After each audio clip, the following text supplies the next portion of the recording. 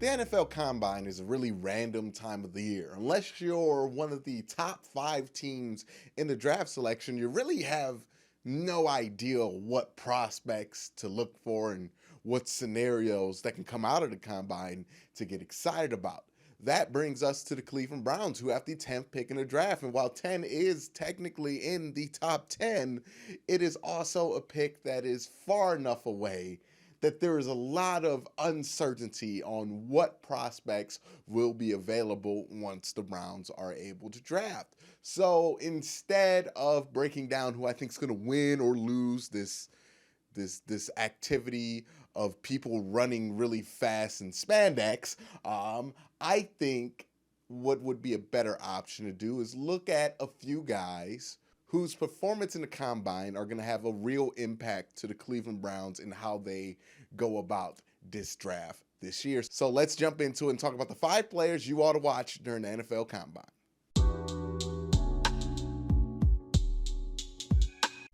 Let's start out with the obvious, and it's Jedrick Willis from Alabama. He's an offensive tackle, and he's the highest rated left tackle in this. Well, he's a right tackle, but blindside blocker in this draft. Now, he's a right tackle just because Tua was a left-handed quarterback, so you would put your best tackle on the opposite side, vice versa, a right-handed quarterback. So he's a left tackle for all conversations and all intent and purposes. Now, Jedrick is an interesting case because he is listed as the best offensive lineman in this draft. He is mocked very high. He is listed as one of the first tackles to go, and he's usually mocked within the top 5. So why am I talking about him in the Browns at 10? Well, I see him taking a strong drop in his stock after the combine. When I watch Jedrick Willis on tape, I see a good tackle who should go in the middle of the first round. I don't necessarily see a top 5 draft talent unless somebody's really desperate for a tackle. Because while Jedrick has good strength, and he usually wins any fight that he can get his hands on in the trenches, I have a huge concern about his athleticism, his feet especially. His feet can look suspect against more athletic pass rushers, and they don't glide like you'd expect the feet of a top 5 offensive tackle pick should. They are choppy and they just feel more labored. If you go and watch somebody, and this is not fair, but Joe Thomas, he glides. But even somebody lower, like a Laramie Tunsil, if you look at his feet when he does his drops, he glides. Jedrick does not glide. Jedrick has very choppy feet, and he can get to his point most of the time in college. I just worry about if that's going to become a hindrance in the NFL when instead of going up against the defensive end at LSU, you're going up against Myles Garrett every day in practice. That's a whole different game. Another issue that I've seen with Jedrick in my studies, in small studies of his tape, is that he also struggles in space. He's not someone who's great at knowing what to do at the second level. Anytime he breaks out, he is often just looking around, trying to figure out who he should block next instead of engaging somebody and help pushing the play forward. Now, again, those are the negative things about him. And I'm not saying he's not a first-round pick. I'm saying he's a middle of the first, kind of a guy whose window should be from 10 to 20, and that's why I think the Browns are going to have a better chance than people think of getting him. Now, if we talk about his strengths, it starts at his strength because that's why he's a first-round pick. If he gets strength and he gets leverage, and especially if he gets those hands on you, you're done. Even in the NFL, if he gets his hands on Myles Garrett, he's going to win that battle. He's that strong. He's that good with his leverage. He's that good with his technique. I think he's very strong in those areas. I just think against more athletic pass rushers, which we have to face in this division, you're going to have Matthew Judon. You're going to have TJ Watt. You're going to have, and Cincinnati doesn't have anybody right now, but you're going to have Myles Garrett in practice every day. And I fear that he can get exposed as a top 5 pick against those guys, and he won't be worth the value. I think he's going to be an okay to good level left tackle in the NFL. I don't think he's going to be great. I don't think he's going to be an all-pro. But if you have a hole at left tackle, I think he can fill it, which might be exactly what the Browns are looking for at number 10. Now, again, why is this a must-watch? Well, because if Jedrick falls to 10, the Browns should gladly run over and take that, because good and serviceable at that position would be worth the 10th pick, in my opinion, and definitely would be a great replacement over Greg Robinson, who's an option that's not even available anymore. And for a team that has no options at left tackle, has really no choice at left tackle, if a starting caliber one comes to you at 10, you take him. All right, so this is an interesting case, and it's less about the player LaVon Chism, and it's more about the philosophy of the front office. Now, allow me to explain. See, LaVon Chism is poised to put up just some insane numbers at this combine. He's 6'4", 250, and he's only 20 years old, so the impression is that he's barely scratched the surface on his potential. And, I'm confident that in this kind of a setting, in a combine, he's going to leave one hell of an impression.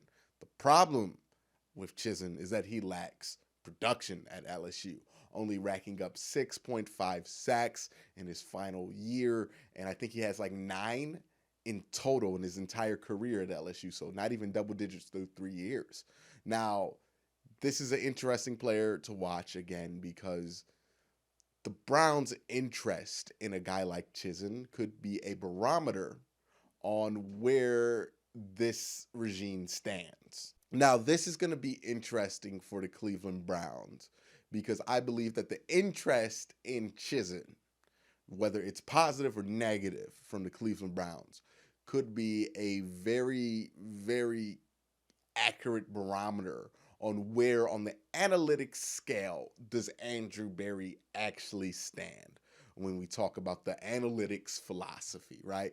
Now, here's what I mean by the analytics philosophy. A lot of people have this misconception that those who favor analytical type decision-making are this kind of a monolith. They have this one school of thought that dominates analytics. The analytics itself, that word is just a description of one way of thinking about things, but that's not accurate at all. Just like any school of thoughts, whether it's football guy or analytics, there are multiple school of thoughts within those larger ideologies. And one of the bigger splits when it comes to the analytical schools of thoughts is that whether there should be greater emphasis on a player's raw athletic ability in testing, so things like their SPARQ scores, which is a measurement of raw athletic ability, or whether they should focus on the metrics that a player has accumulated throughout their collegiate career and use those analytics as a guiding point to somebody's potential. And that has an emphasis on players with better and more, quite frankly, collegiate production. Now, you see where the split is. Chism has no production, great athlete. He's a SPARQ score guy. While there are other players in this draft that have probably less athletic ability on paper, but have done more with whatever athletic ability they have. And that is kind of the two schools of thoughts that we're trying to wonder if the Browns are. And a guy like Chism is a great barometer. And figuring out the interest on a guy like Chism is going to be a great way to figure out where Andrew Berry stands. Now, in the 2 years where Sachi had control over the roster, you saw this play out in favor of college production, as those drafts were filled with guys who weren't necessarily great athletes, but very productive college players. You had Nate Orchard, who led the country in sacks his senior year with like 18. You had Cody Kessler, Rashard Higgins, Carl Nassib, another guy who had massive sack numbers in his final year in college. Rashard Higgins, again, is somebody who people may not know, but this dude was on par with like Amari Cooper his junior year as far as production was going when he was at Colorado State. And then Cody Kessler, 4-year start at USC, had a lot of stats accumulated. Again, these are guys who had great college production. That's where the Sachi Brown focus was when it came to analytics. Now, is Andrew Berry going to have more of a John Dorsey approach where he's worried more about spark scores and raw athletic ability and drawing potential for that? Or is he going to be more of the Sachi Brown elk? These are the kind of answers you can get by seeing what players specifically that Andrew Berry's regime is going to be interested in. So this kind of athlete being an option at 10, which he is probably going to be an option at 10 unless he does like Jadeveon Clowney numbers, which I don't expect. I think he's going to put up good numbers, not amazing numbers. So this kind of athlete being an option is going to be a good litmus test for what the philosophy is behind the Andrew Berry era. Derrick Brown. I'm just going to make this short, sweet, and simple. Derrick Brown is a big old piece of beef, a destructive piece of serious beef. The Browns need some serious beef in the interior of their defensive line, as they showed by their awful attempts to stop the run last year. The Browns, the last 2 seasons, have been playing with smaller pass rushing defensive tackles, which has hurt them on the ground especially, and has not really even done a great deal of improvement when it comes to the pass rush. As we saw, this line was borderline useless without Myles Garrett last year. Now, I like Larry Ogunjobi. I think he has a future, but I think the Browns should probably de-emphasize his importance in the interior of the defensive line and start moving Ogunjobi around on the line and allowing him to play some defensive end. And, you know, it's fair to ask, will this solve the problem? Is the problem the defensive tackles on the inside? Well, I'll ask you if you're watching at home. If so many of you think Christian Kirksey, Joe Schobert, and Mack Wilson are good players, then the problem with the run defense has to be the defensive line, the interior defensive line, because if that's not the case, then it has to be the linebackers just based on how run coverages work. So if it's not the linebackers, which everybody thinks we should re-sign for $10 million a year apiece, then it has to be the interior defensive lineman. And quite frankly, it points to that being the case because since Danny Shelton hasn't been on this team, since Jamie Meter hasn't been on this team, the interior run defense has been god-awful, on the next level bad. So yeah, I think that is a huge problem for the Cleveland Browns. And in order to fix it, Derrick Brown is probably going to require that the Browns trade up. Now, would trading up for a guy like this be worth it? I think so, because I think getting a guy who can help shore up your defense on the run in a division where you're going to have a Pittsburgh team that's going to run the ball a lot, you're going to have a Bengals team with Joe Mixon, and you're going to have the best rushing offense in the Baltimore Ravens and Lamar Jackson and Mark Ingram. Yeah, stopping the run should be a huge priority. So I wouldn't mind if the Browns traded up for Derrick Brown. I don't see a way opening up for that right now. But again, crazy things can happen at the combine. All right, and the final 2 guys, I'm going to lump them 2 together because I'm not really interested in these 2 as prospects for the Cleveland Browns. I just think these 2 guys are going to have a tremendous amount of influence within the top 10 in determining what options are going to be available for the Cleveland Browns. And those 2 guys are Jacob Eason and Justin Herbert. Now, again, I don't think the Browns should draft either QB.